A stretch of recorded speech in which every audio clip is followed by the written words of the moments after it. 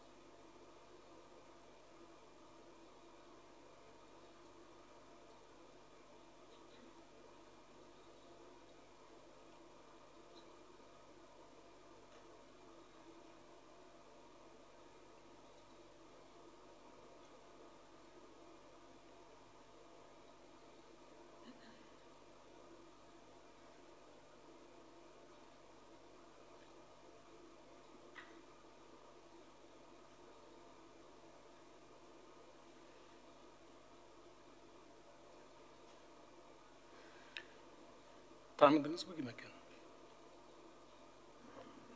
Чүй облустук соттун төрагасына окшоп турат. Туура таанып да.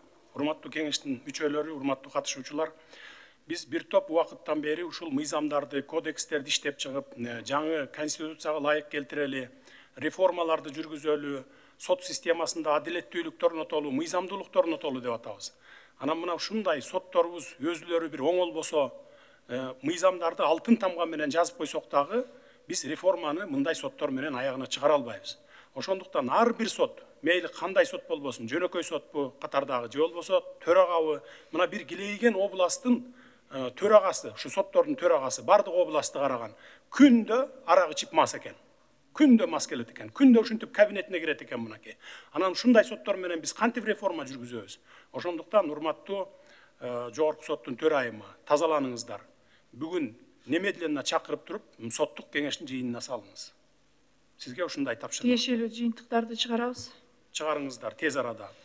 Биз качан гана соттор өздөрү оңолгондо, өздөрү кынтыксыз жүрүм-турумга ээ болгондо, анан адилеттүүлүк чечимди чыгарганга багыт алганда гана биз реформаларды ишке ашыра алабыз.